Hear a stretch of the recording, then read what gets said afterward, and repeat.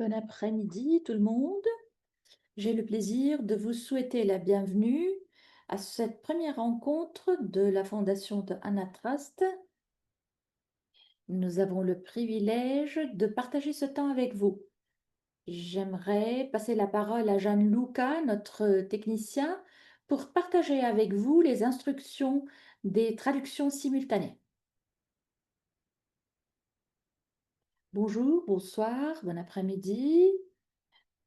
À vous tous, je vais partager avec vous rapidement des diapositives pour vous donner des instructions pour pouvoir choisir la traduction simultanée. Vous pouvez retrouver en bas de votre écran l'icône du globe et interprétation. Si vous ne retrouvez pas l'icône du globe en bas de votre écran, vous pouvez cliquer sur les 3 points en bas de votre écran. Vous allez retrouver une fenêtre et vous pouvez par la suite choisir interprétation. Par la suite, votre langue préférée. Comme vous voyez sur l'écran, donc vous cliquez sur les 3 points, une petite fenêtre, l'icône du globe et par la suite votre langue préférée. Il est très important qu'après avoir choisi votre langue, vous cliquez fait ou bien OK ou bien.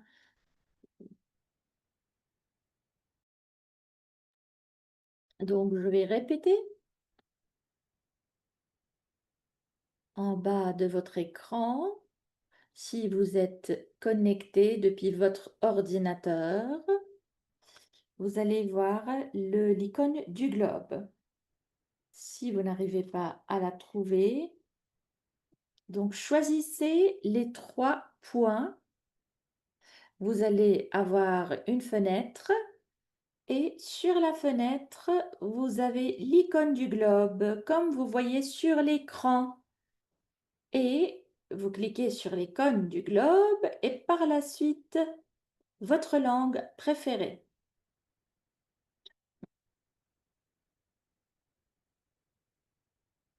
Et par la suite, votre langue préférée.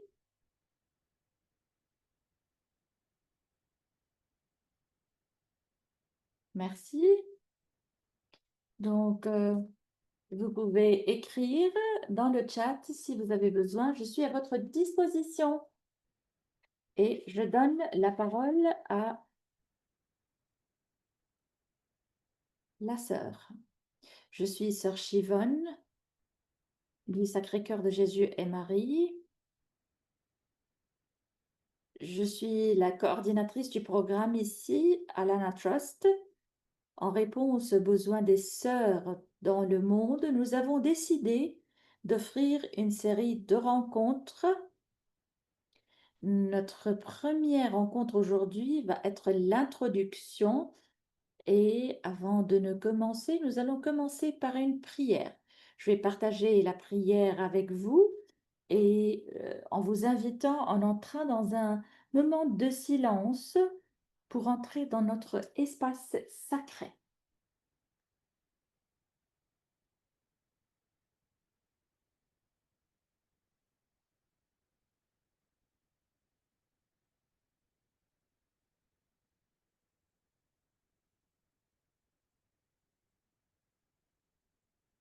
Cher Seigneur, en cette année jubilaire d'espérance, nous te demandons de continuer à bénir tout particulièrement toutes les personnes âgées, de répandre ton amour sur chacune d'entre elles, de renouveler leur courage et de remplir leur cœur d'une paix profonde, de les bénir en leur accordant le don de ton Esprit Saint et d'approfondir leur conscience de ta présence à leur côté à chaque instant du jour, de toucher le cœur de tous afin qu'ils leur tendent la main avec compassion, qu'ils soient à leur côté et qu'ils écoutent leur récit de vie.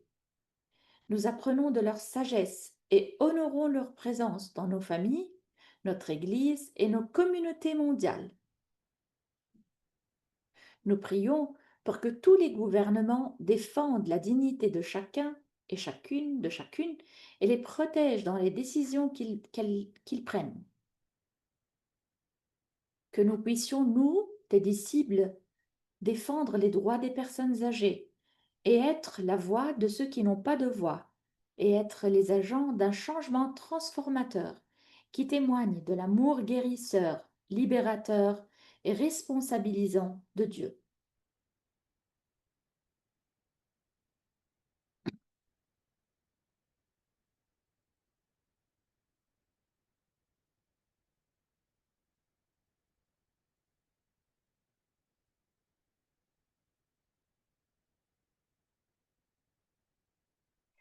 Et je vous invite maintenant à écouter la présentation de Sœur Pat Murray, qui est la directrice de Anatrust.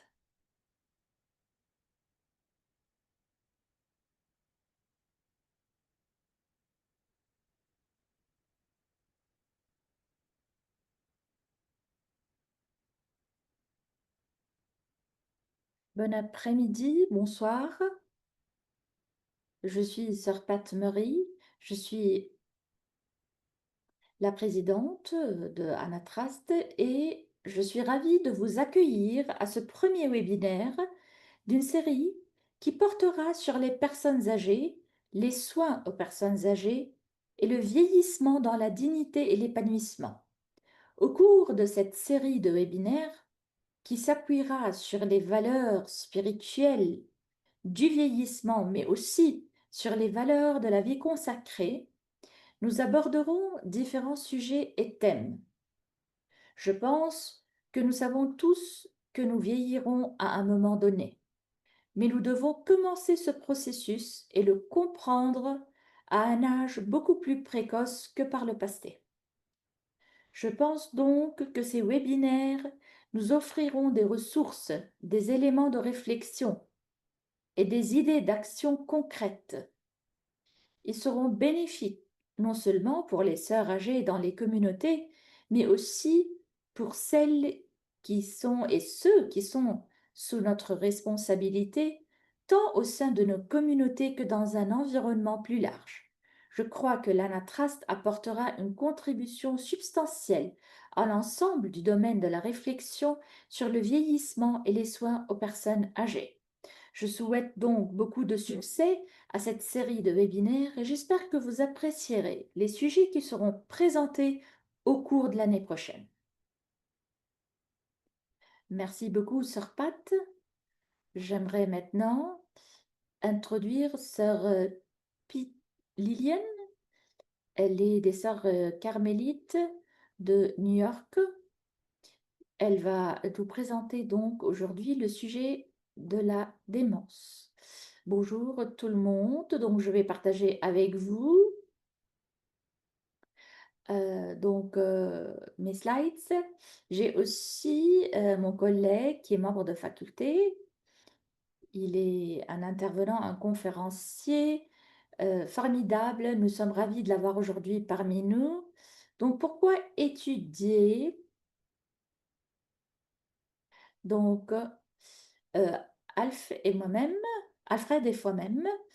sommes ravis de présenter avec vous certains faits sur la démence. Nous avons beaucoup à apprendre.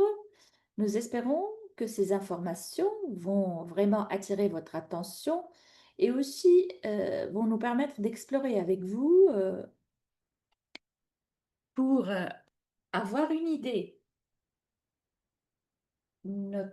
et comprendre comment notre connaissance et formation peut être utile. Nous devons commencer par la population et l'âge.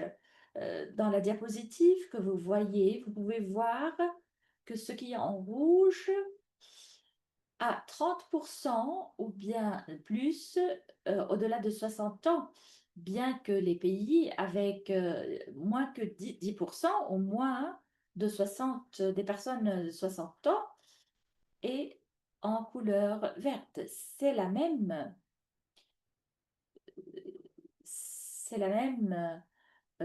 carte du monde, sauf qu'elle projette à ce quoi nous pourrions nous attendre d'ici 2050. Encore une fois, le vert est une population jeune, mais la couleur rouge indique des populations âgées. Pour voir à quel point la démence représente un risque, une menace pour notre population future, nous devons, nous devons projeter le cas de démence en fonction du rapport entre le cas que nous voyons par âge. Alors, pourquoi autant de soucis?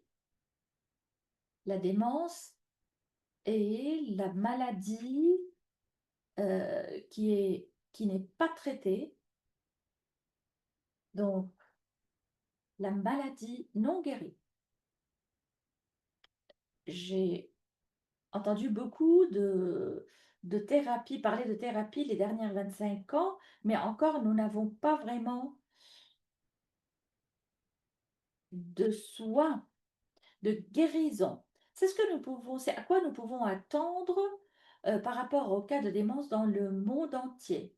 Comme vous pouvez voir, en 2015, il y avait 46,8 millions de personnes dans le monde qui souffraient de démence.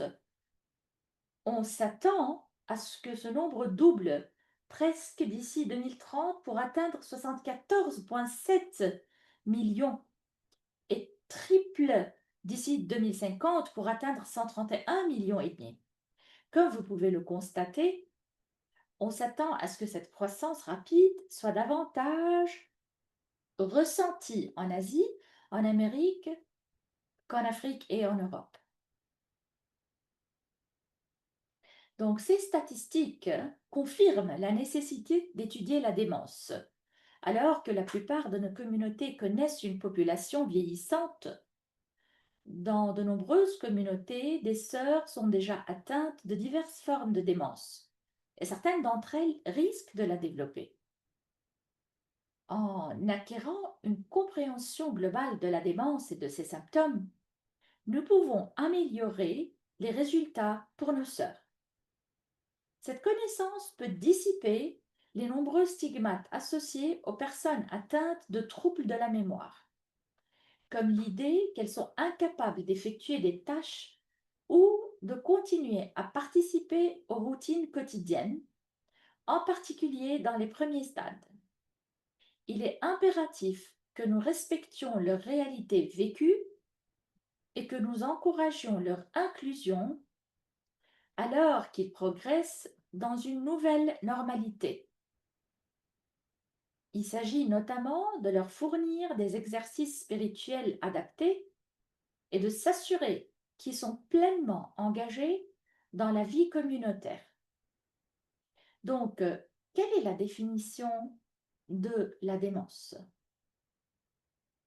Nous allons commencer par la définition au sens large. Selon donc l'Organisation mondiale de la santé, qui définit la démence comme un terme générique désignant plusieurs maladies affectant la mémoire, d'autres capacités cognitives et le comportement qui interfèrent de manière significative avec la capacité d'une personne à maintenir ses activités de la vie quotidienne. Bien que l'âge soit le facteur de risque connu le plus important de démence, ce n'est pas une partie normale du vieillissement.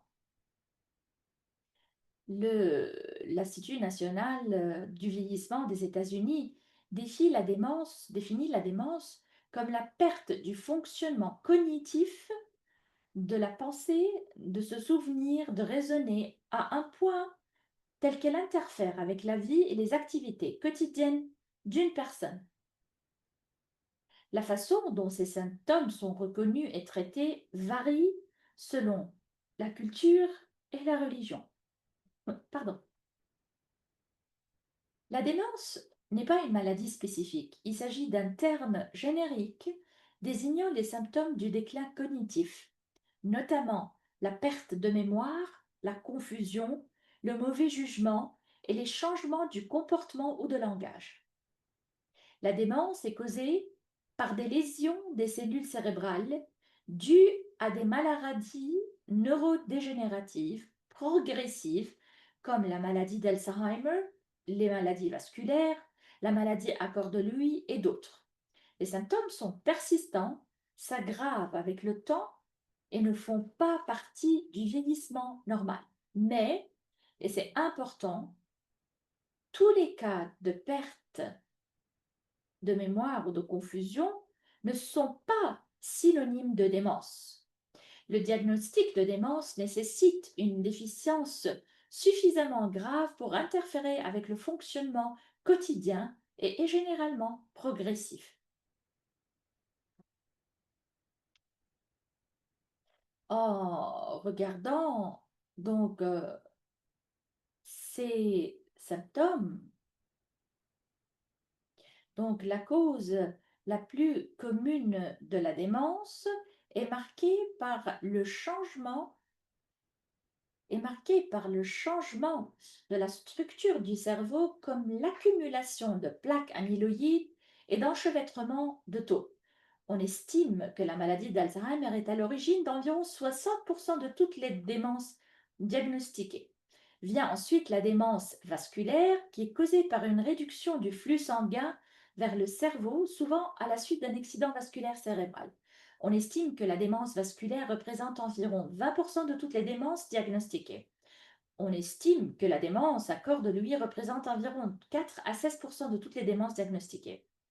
Les symptômes de mouvements corporels sont dus à des dépôts anormaux de protéines affectant la cognition, le mouvement et la vigilance. Il existe plusieurs autres maladies moins courantes à l'origine de la démence, telles que la démence frontotemporale et la démence liée à la maladie de Parkinson. Mais des recherches récentes ont révélé que dans de nombreux cas, ces maladies sont mixtes et que nous sous-estimons probablement le nombre de diagnostics impliquant à la fois la maladie d'Alzheimer et la démence vasculaire. Donc, comme vous pouvez voir, Alfred est en train de souligner quelles sont les maladies qui peuvent aussi causer de la démence, mais aussi ils peuvent imiter la démence. Donc, on a parfois les mêmes symptômes causés par d'autres problèmes de santé qui imitent la démence, comme si quelqu'un a la démence. Par exemple, la dépression. La dépression est parfois appelée pseudo-démence, car la dépression sévère peut ressembler à la démence, provoquant l'apathie, l'oubli et le manque de concentration. Il s'avère qu'il existe une longue liste de problèmes médicaux et psychologiques qui peuvent donner l'impression qu'une personne est atteinte de démence alors que ce n'est pas le cas. Par exemple, effets secondaires des médicaments. Certains médicaments d'allergie, par exemple, d'autres somnifères, des médicaments psychiatriques qui peuvent causer de la confusion et des problèmes de mémoire. Les carences nutritionnelles telles que le manque de vitamine B12, acide folique, hypoglycémie ou une mauvaise nutrition provoquent un déclin cognitif.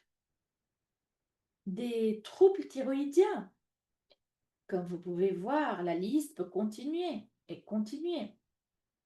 Et nous devons être extrêmement attentifs lorsque nous diagnostiquons une personne et de nommer qu'il s'agit de la démence au lieu de regarder vraiment ce qui est en train de la causer. Les infections, le délirium,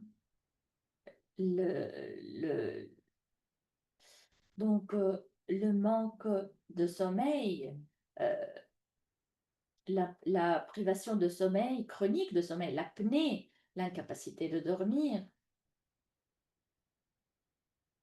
Donc les symptômes diagnostiqués, donc les symptômes qui sont causés par une maladie de démence ou par une autre qui ressemble à la démence, c'est très important. Les maladies n'ont pas de remède et représentent des symptômes qui s'aggravent progressivement avec le temps. En fin de compte, les maladies causant la démence se terminent par une dépendance totale et la mort. C'est la mauvaise nouvelle. Mais la bonne nouvelle est que la plupart des autres causes de symptômes de la démence que la sœur vient de mentionner, telles que la dépression, les interactions médicamenteuses, les infections, sont soit guérissables et réversibles, soit du moins peuvent être retardés. Je voudrais répéter ceci. La raison pour laquelle il est si important d'obtenir un diagnostic précis est que les maladies imitant la démence sont souvent traitables ou même guérissables. L'occasion pour nous est d'exclure toutes les affections traitables avant d'accepter un diagnostic de maladie d'Alzheimer ou de toute autre maladie de démence incurable, de prescrire un traitement approprié pour restaurer la santé cognitive ou prévenir l'invalidité traitable. Les médecins utilisent des antécédents médicaux approfondis, des tests de laboratoire et parfois des scanners cérébraux pour trouver des causes sous-jacentes traitables. Une fois qu'ils ont exclu les maladies qui causent la démence, ils peuvent cibler le traitement des conditions médicales traitables imitant la démence, telles que l'arrêt ou le changement de médicaments, le traitement des infections ou des antibiotiques, ou la prescription de vitamines ou d'hormones substitutives, ou l'utilisation d'une psychothérapie et de médicaments pour la dépression. Ces symptômes de démence peuvent souvent améliorer.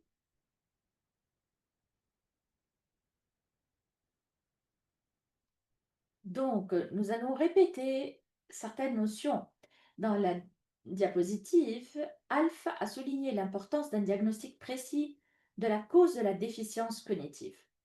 En nous plongeant dans l'étude de la démence, nos pratiques de soins deviennent plus inclusives et compatissantes. Cette connaissance nous permet de fournir un soutien pastoral et spirituel qui favorise un lien entre les personnes atteintes de troubles cognitifs et leur relation continue avec Dieu. De plus, comprendre les capacités restantes d'une sœur nous permet d'élaborer des programmes de soins spirituels personnalisés qui s'alignent sur leur parcours spirituel unique. Par conséquent, nous acquérons une compréhension plus profonde de l'importance d'adapter nos exercices spirituels pour répondre aux besoins uniques des personnes atteintes de troubles cognitifs. Cette approche favorise des environnements sûrs, accueillants et inclusifs qui transforment efficacement leur vie. Nos maisons deviennent des espaces adaptables qui équilibrent les soins pour les sœurs atteintes de démence et les sœurs qui vivent avec celles qui ont reçu un diagnostic de démence. Quelle que soit la taille de la communauté ou de la diversité. Alors, quelles sont les étapes? Alors, les 3 diapositives suivantes vont explorer les différents comportements que nous pouvons voir chez une personne qui a une démence progressive, en progression. L'une des façons les plus courantes de communiquer la progression des maladies causant la démence est une progression de perte en 7 étapes. Bien qu'il n'y ait pas 2 personnes qui connaissent les mêmes changements dans leur progression, ce graphique montre les changements moyens causés par la démence. Et au premier stade, la personne peut ne présenter aucun symptôme évident de déclin cognitif et fonctionner normalement. Mais les choses donc se passent dans le cerveau qui ne sont pas encore trouvées. Au deuxième stade, qui est étiqueté comme un déclin cognitif très léger, la personne a des trous de mémoire occasionnels, comme l'oubli de noms ou l'égarement d'objets, mais ceux-ci sont subtils et non perturbateurs. Au cours de la troisième étape, que nous appelons une déficience cognitive légère, nous pouvons voir des problèmes de mémoire notables, tels que se perdre, oublier des conversations ou avoir des difficultés avec les mots. Des problèmes de planification, d'organisation, ou de concentration surgissent, mais l'indépendance quotidienne est généralement maintenue. Les amis ou la famille peuvent commencer à remarquer des changements. La troisième étape dure environ 2 à 4 ans. Le quatrième stade, pardon, est un déclin cognitif modéré où la personne éprouve des difficultés avec les tâches de routine, par exemple gérer les finances, se souvenir des événements récents et a souvent des changements d'humeur, un retrait social et une confusion quant au temps et au lieu. Souvent, la personne nie les symptômes et évite les activités difficiles. Cela dure environ 2 ans. Le stade 5 est qualifié de déclin cognitif modérément sévère. À ce stade, la personne a besoin d'aide pour les tâches de la vie quotidienne, comme le choix des vêtements, la mémorisation des détails importants. Leur perte de mémoire devient prononcée, ce qui conduit à la confusion, à l'errance et à des questions répétées et à des difficultés à se souvenir de l'adresse. Est-ce que vous pouvez ralentir? Donc, beaucoup de personnes, de participantes demandent de ralentir un peu, de ralentir un peu. Donc, ici, nous voyons les étapes, les stades sur la diapositive. Donc, avec le temps, comme vous pouvez voir, la personne est moins capable de faire les choses pour rester indépendante. Au stade 6, je parle, Sir Peter va parler de ceci, c'est là qu'on commence à considérer donc d'assurer un soin spécifique aux personnes parce que les personnes ne peuvent plus rester dans leur lieu. Je pense que nous sommes en train de vous donner un exemple de combien il est important de comprendre les types de comportements qui peuvent avoir lieu à chaque stade. Et comme Alfred a dit au départ, il n'est pas dit que toutes les personnes passent par ces stades, stade 1, stade 2. Ceci peut changer. Le stade 6 est appelé déclin cognitif sévère. À ce stade, la personne a besoin d'aide pour manger, s'habiller et aller aux toilettes. L'incontinence apparaît, des difficultés de sommeil et des problèmes de comportement tels que l'agressivité, la paranoïa, les hallucinations peuvent apparaître car la personne ne reconnaît plus ses proches de manière fiable. Cette étape dure généralement de 2 ans et demi à 4 ans. Le dernier stade de la démence est appelé démence à un stade avancé ou terminal, qui est marqué par un déclin cognitif très sévère. À ce stade, la personne perd la plupart ou toutes les capacités verbales. Les compétences fonctionnelles telles que la marche, l'alimentation et les soins personnels. Il en résulte une dépendance totale pour toutes les activités et souvent une ignorance totale de l'environnement. La mort survient souvent à ce stade à cause de complications telles que des infections ou d'immobilité. Cette étape peut durer d'1 à 2 ans et demi. Nous sentons qu'il est important de vous donner une compréhension de certaines des choses que vous voyez chez vos sœurs, les sœurs qui peuvent développer, qui sont en train de développer ou qui ont de la démence. La déficience cognitive. Voyons ce qu'est la déficience cognitive, parce que dans le cours que nous allons assurer, nous allons entrer plus en détail sur les stades, les causes. Nous allons parler ici de la déficience cognitive légère. La déficience cognitive légère est la démence à un stade très précoce. C'est à ce moment-là que les premiers signes de démence apparaissent. Environ 10 à 15% des personnes de plus de 65 ans présentent une déficience cognitive légère et environ la moitié se convertissent à la maladie d'Alzheimer ou à une autre maladie causant la démence dans les 5 ans. Mais la moitié reste la même. La déficience peut être auto-identifiée ou identifiée par d'autres personnes, mais les pertes ne sont pas au point que la personne ne peut pas continuer à vivre de manière indépendante.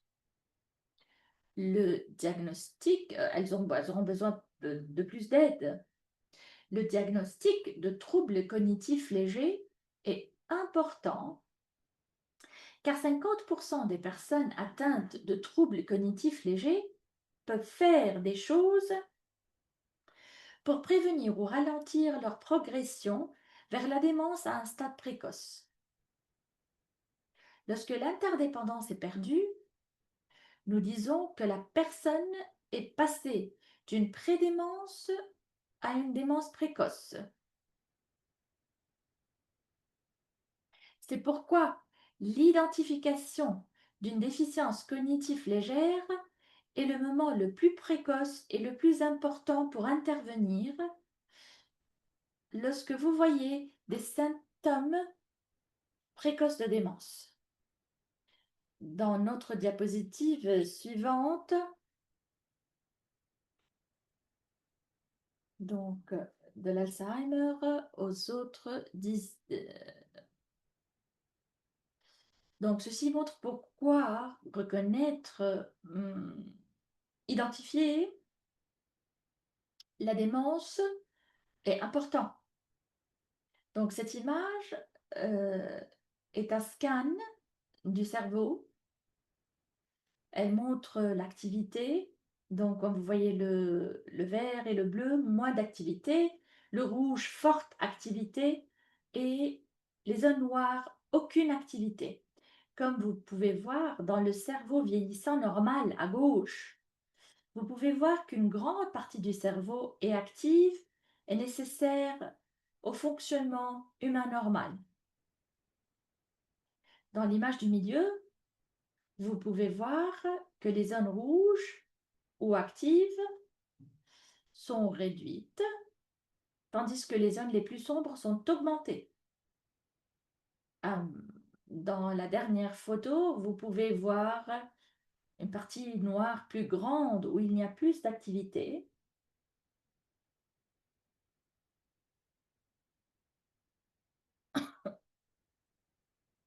Nous vous avons montré donc alors que nous apprenons davantage sur la démence, ceci nous aide à comprendre les étapes et les comportements pour répondre davantage aux besoins de nos sœurs. Donc, quels sont les indicateurs de démence imminente généralement observés dans les troubles cognitifs légers? Changement subtil de la mémoire à court terme, difficulté à trouver les bons mots, changement d'humeur, apathie, la difficulté à achever les tâches, la difficulté à suivre l'orientation, les intrigues, la répétition, la difficulté à s'adapter au changement, jugement de plus en plus faible et de la confusion.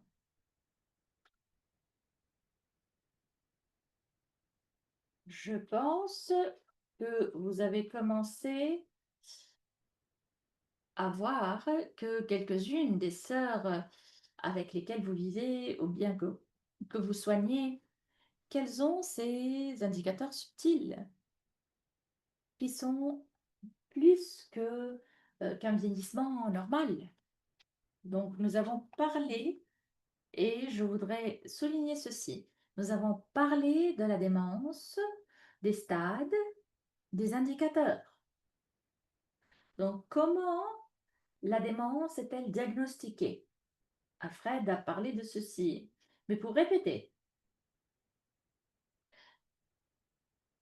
ce sont quelques-unes des étapes, et lors d'un cours sur les troubles cognitifs que nous voulons vous assurer l'année prochaine, nous allons entrer plus dans les détails et nous allons les discuter davantage, comme l'importance et le pourquoi diagnostiquer la démence. Un examen physique, l'histoire est importante, les entrevues avec les familles, les membres de la communauté, une évaluation neuropsychologique, un bilan sanguin et d'autres tests et des études de l'imagerie du cerveau. Donc, le diagnostic de la démence peut être une opportunité et une menace. Et je vais expliquer. Nous croyons que 4% des personnes atteintes de démence avaient été atteintes de démence, tandis que jusqu'à 75% n'avaient jamais consulté de médecins, n'ont pas été diagnostiqués. Dans les pays moins développés, l'espérance de vie procède et le non-diagnostic est dû à la fois à la diminution des ressources médicales et à la baisse de l'espérance de vie.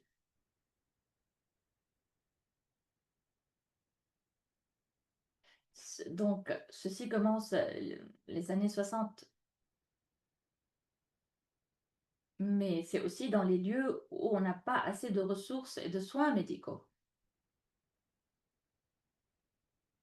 Donc, il y a peut-être aussi des barrières culturelles. Donc, 20 ou 50% sont diagnostiqués en soins primaires, mais environ la moitié sont erronés. L'opportunité est de trouver des moyens de retarder la menace en ayant donc un meilleur diagnostic. La menace, c'est de ne rien faire. Et dans ce cas, nous allons avoir une population qui va avoir beaucoup de démence. En écoutant une partie des informations que nous partageons avec vous, nous espérons que ceci va appeler votre intérêt pour étudier davantage. Il y a certaines actions que nous pouvons faire et qui vont avoir des résultats. Donc, ce que nous pouvons faire est promouvoir la santé du cerveau et des modes de vie sains. Donc, réduire l'isolement et la solitude. Inclure des stratégies de prévention dans l'éducation. Soutenir la recherche sur les facteurs de risque et de protection. Donc, pourquoi les étapes proactives sont importantes? Il n'y a pas de remède pour les maladies causant la démence. Aucune pilule ou traitement ne peut arrêter ou inverser la perte cérébrale progressive. Les médicaments actuels apportent une amélioration temporaire et il est essentiel de fournir un traitement approprié des symptômes. Nous devons comprendre les facteurs de risque qui peuvent être de nature géographique, génétique, épigénétique, sociale et culturelle. Donc, ces interventions sur le mode de vie peuvent ralentir la progression de la démence et sont importants pour nous pour adopter la meilleure intervention. L'exercice, la stimulation cognitive, l'engagement social peuvent aider à ralentir la progression et à améliorer la qualité de vie. Nous avons dit ceci et je vous ai dit que j'allais répéter le diagnostic précis. Le diagnostic précis est critique, crucial, parce que on peut distinguer les maladies incurables des causes autres traitables. On peut souvent, ceci peut être souvent combiné avec le mode de vie pour inverser les symptômes. Et comme nous l'avons toujours dit, il est toujours bon de vraiment consulter donc un conseiller de soins de santé. Je vais vous poser une question. Est-ce qu'on peut avoir un peu de démence? Oui, c'est un peu critique, mais oui. La réponse, oui. On parle, bien que au niveau médical, on parle d'une démence précoce ou démence légère. Les personnes à ce stade, souvent, peuvent fonctionner de manière indépendante. euh, Ces personnes peuvent toujours conduire, travailler et socialiser. Mais ces personnes font l'expérience des trous de mémoire subtils, comme oublier des noms, égarer des objets, avoir des difficultés à planifier, à organiser ou à trouver les bons mots. Et ceci peut montrer des changements d'humeur, tels qu'une anxiété, une tristesse ou une irritabilité accrue. Certaines personnes appellent la déficience cognitive légère une petite démence. Mais les professionnels disent que la véritable ligne de démarcation est déterminée par le fait que la personne dont il est question peut continuer à vivre seule. Une fois les personnes ont besoin d'aide pour accomplir les activités de la vie quotidienne ou qu'elles ont besoin d'une surveillance de sécurité, elles sont passées d'une déficience cognitive légère à une démence à un stade précoce. Donc, l'éducation aujourd'hui et donc l'éducation et la formation sont importantes parce qu'elles fournissent le soutien de l'importance d'un diagnostic précoce, d'une reconnaissance des indicateurs clés. Je crois qu'il est extrêmement important de reconnaître les indicateurs, d'intégrer la formation dans notre formation initiale et continue pour que nous puissions vraiment assurer un plan spirituel de soins. Donc, de créer des communautés inclusives et adaptées aux personnes atteintes de démence. Il est crucial que toutes les sœurs comprennent la démence, en particulier dans le contexte de la façon dont nous affirmons celles qui vivent avec un diagnostic de démence et pourquoi et comment nous élaborons un plan spirituel pour les personnes souffrant de déclin cognitif afin d'assurer des pratiques spirituelles et inclusives. Fournir une formation continue tout au long de notre formation permet une culture de soi dans tous les problèmes de vieillissement, du physique au mental au spirituel. Ce sont les considérations primaires. Est-ce que nous pouvons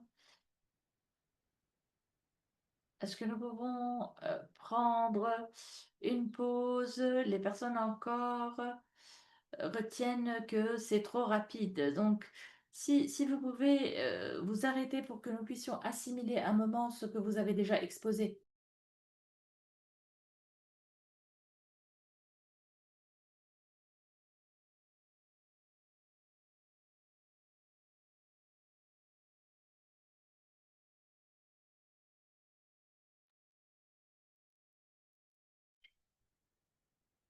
Il s'agit de considérations primordiales pour la plupart des sœurs au premier stade de la démence.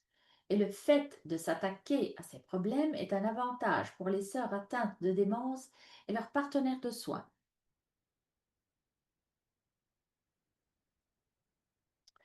La démence à un stade précoce, les personnes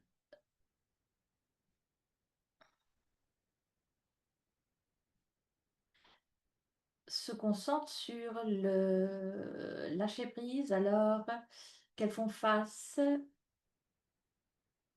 à un déclin cognitif.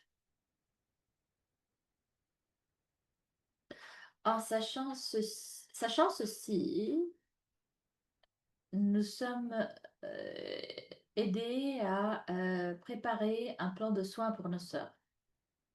Donc, dans la démence à stade précoce, la spiritualité aide les membres à s'engager avec et coopérer avec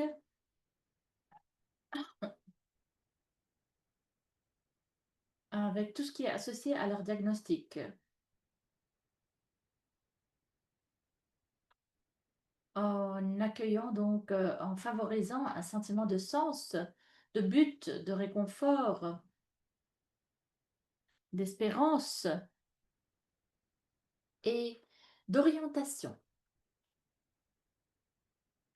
Dans ces premiers stades, les sœurs peuvent encore activement participer aux pratiques religieuses et peuvent bénéficier d'un soutien spirituel continu.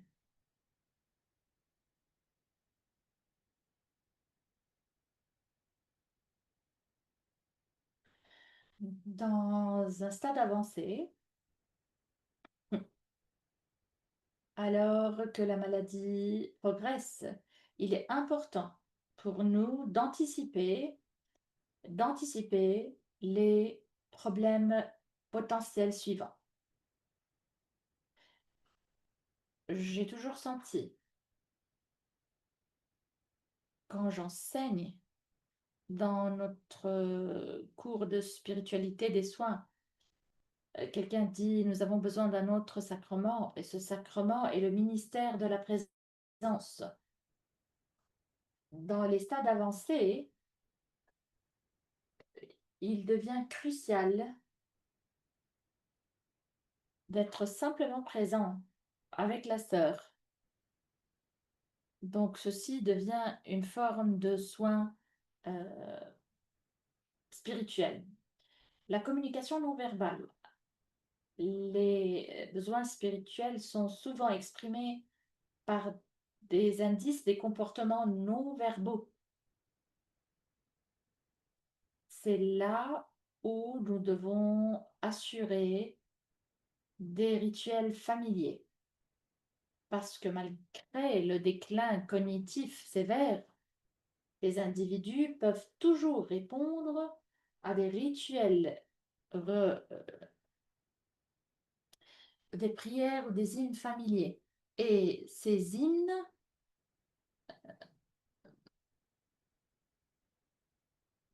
donc ces hymnes doivent être reconnus entre l'âge de 20-25 et dans le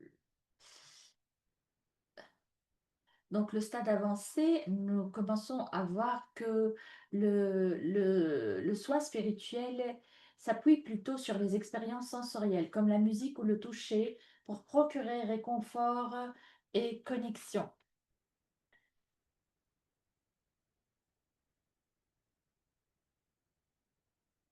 Il y a un accent mis sur la promotion de la personnalité par des attitudes et des actions intentionnelles et bienveillantes, reconnaissant l'individu au-delà de ses capacités cognitives.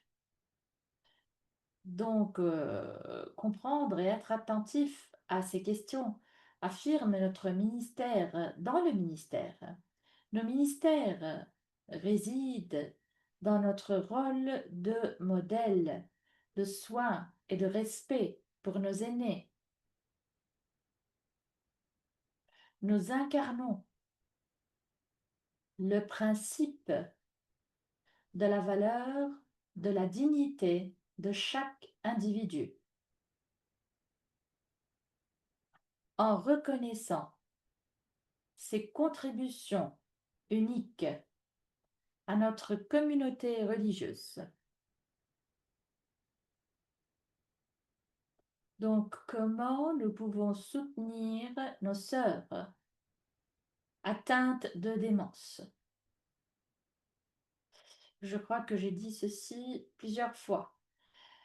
S'informer pour lever la stigmatisation du diagnostic. S'assurer que les routines liées à la prière et à la liturgie sont aussi inclusives que possible.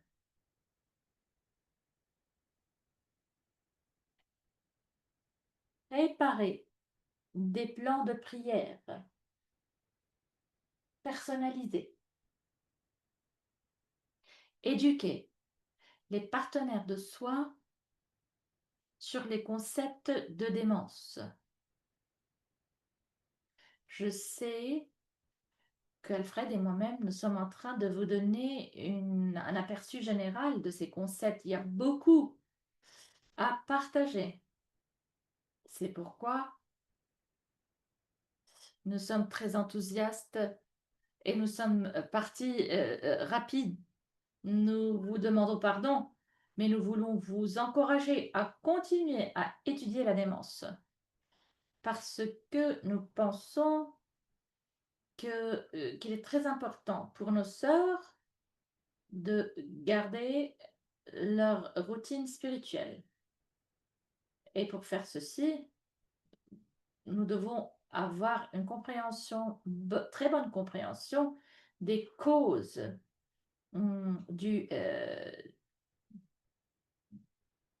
de la démence. Donc, devenir une communauté amie des personnes atteintes de démence qui offre des soins holistiques du corps, de l'esprit et de l'âme. Écoutez attentivement aux histoires. C'est un grand cadeau de savoir les histoires des personnes. Explorer les dimensions théologiques et spirituelles de la démence. Développer des ressources théologiques et pastorales inclusives. Assurer un soutien aux personnes vivant avec des sœurs atteintes de démence. C'est tout ce que nous essayons de faire à Anatrast et à leur travail en assurant cette série de webinaires. Et aussi d'assurer le cours pour changer les âmes et les esprits. Donc, il est important de soutenir, de reconnaître les divers rôles des aidants naturels et formels, fournir des conseils et un soutien, et encore élaborer des modèles de diagnostic et de planification des soins. La démence est un changement. Le docteur Alan Power connaît très bien la démence. La démence est un changement dans la façon dont une personne vit le monde qui l'entoure. Nous avons le privilège de prendre soin de ceux qui vivent dans un monde de démence. Plus nous en savons sur leur monde, mieux nous devenons des partenaires de soins et notre monde ne fait plus qu'un. Nous les ramenons en toute sécurité à la maison. Changer les mentalités en apprenant davantage sur la démence pour transformer les vies. Isaïe, exauce-moi, maison de Jacob, tout ce qui reste de la maison d'Israël, mon fardeau dès le sein de ma mère, que j'ai porté dès ma naissance,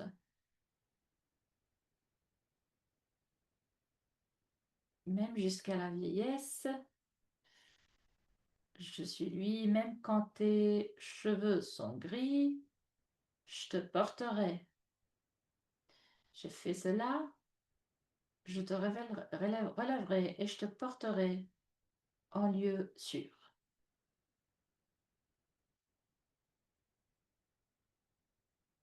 Nous espérons d'avoir suscité votre intérêt pour étudier la démence. C'est vraiment d'accueillir nos sœurs atteintes de démence dans le cadre de leur vie religieuse, d'offrir une approche inclusive à nos consoeurs pour accroître nos connaissances afin d'apporter des réponses appropriées, d'accompagner les membres de notre communauté dans leur cheminement spirituel en partageant leur rencontre avec le Seigneur dans leur réalité. Je voudrais vous remercier, mais je voudrais particulièrement remercier l'initiative de soutien. Donc, changer les mentalités, changer les vies. Donc, merci des efforts de, pour assurer l'inclusion de tout ce qui appartient aux personnes atteintes de démence. Et on a vraiment assuré une vision et un programme pour que les sœurs touchées par la démence reçoivent des soins à la fois dignes, significatifs et inclusifs. Cette approche, pardon, permet de s'assurer que les personnes atteintes de troubles cognitifs reçoivent des soins appropriés. De plus, la démence est intégrée dans les principes et les valeurs fondamentaux de la vie religieuse. Donc, la contribution de ce groupe, la WISC et le LCWR, qui a travaillé pour les dernières 4 années, et leur contribution étaient fondamentaux dans la réussite et le succès de cette initiative. Et je crois qu'il est important que nous reconnaissons leur travail, leurs efforts, donc comme le travail de Anna Trust, de Sœur Chivonne, en espérant, en faisant tout ce qu'elle peut pour apporter des fruits à tout ce travail. Le webinaire suivant sera donc prendre soin avec prévoyance, planifier le bien-être des membres dans la vie religieuse, 15 octobre. Et par la suite, la démence est-elle évitable, 15 décembre. Encore une fois, au nom d'Alf et de moi-même, nous vous remercions pour votre patience.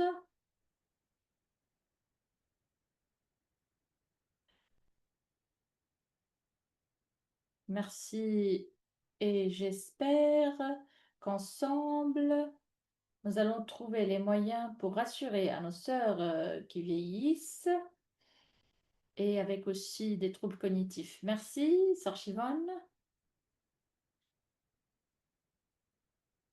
Merci, Alfred. Merci, Sœur Peter, Liliane. Merci, c'était vraiment un privilège d'écouter votre partage. Nous avons beaucoup de messages de reconnaissance, de gratitude et les personnes veulent apprendre davantage, savoir davantage. Donc avec ceci, j'encourage tout le monde fortement à garder un œil sur notre site web et là où vous pouvez trouver tous les détails des événements qui vont avoir lieu, des initiatives, des ressources, des cours. Donc, et aussi les webinaires qui vont avoir lieu en 2026. Nous allons nous allons apporter un cours de sensibilisation majeure sur la démence. Donc, je vous invite à tenir un œil, regarder notre site web. Aujourd'hui, c'était seulement pour goûter un peu. Nous vous invitons à réfléchir et à prier avec tout ce que vous avez appris euh, et de considérer les cours que nous allons offrir en 2026. C'est notre premier webinaire, donc nous apprenons dans ce processus. Nous allons donc envoyer une évaluation que nous vous invitons à compléter et nous vous demanderons de nous la renvoyer. Merci à Sir Peter. Il y a deux autres webinaires. Prendre soin. Donc, particulièrement aussi pour les personnes, lorsque les personnes sont trésorières, sont responsables de l'économie et des fonds pour assurer le bien-être des communautés. C'est le 15 octobre avec un expert en matière. Nous allons avoir un autre webinaire le 15 décembre qui va parler de comment réduire les risques de développer la démence. Je vous, je partage mon email avec vous. Euh, je suis disponible pour vous offrir et offrir vos communautés tout le soutien que nous pouvons assurer. Vous pouvez donc retrouver dans le chat l'email de Sœur Chivonne. Merci de votre attention, de votre intérêt, de vos prières pour le succès de cette initiative. Parce que comme vous avez vu aujourd'hui, il est vraiment très important que nous nous informons, nous réalisons et nous assurons du soin à nos sœurs avec compassion, avec une compréhension de ce qui se passe avec elles et assurer donc un soin majeur. Merci et je donne la parole à Gianluca.